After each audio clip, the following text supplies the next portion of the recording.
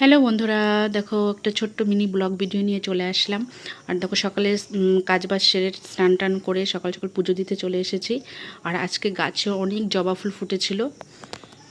পুজো টুজো দিয়ে তারপরে দেখো রান্নাঘরে রান্না করতে চলে এসেছি, কারণ যেহেতু সকালে একটু পান্তা ভাত ছিল, সবাই পান্তা ভাত খাবে, তাই একটু পেঁয়াজি করেছিলাম।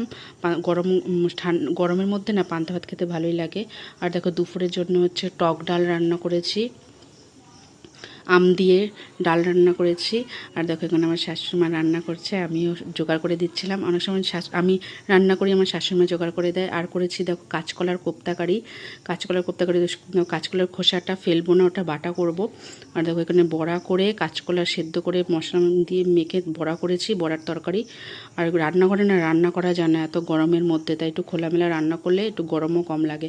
আর দেখো এখানে হচ্ছে কচু বাটা, কচু সেদ্ধ, পেঁয়াজ ভেজেছি আর শুকনো লঙ্কা ভেজে কচু সেদ্ধ খেতে ভালোই লাগে।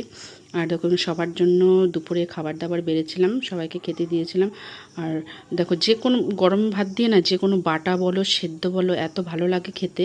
মাছ মাংসও কিন্তু অত ভালো লাগে না, বাটা সেদ্ধ থাকলে অনেকটা ভাত খাওয়া যায়, আর কিছু লাগে না বাটা সেদ্ধ থাকলে। আমি তো খুব ভালোই খেয়েছিলাম। আর দেখো দুপুরবেলা খাওয়া দাওয়া সেরে এসে ছাদে একটু রেস্ট নিয়ে ছাদে চলে এসেছি। বিকেলবেলা একটু হাঁটাহাঁটি করি, একটুখানি হাঁটাহাঁটি করি আর একটু রিলস ভিডিও বানাই।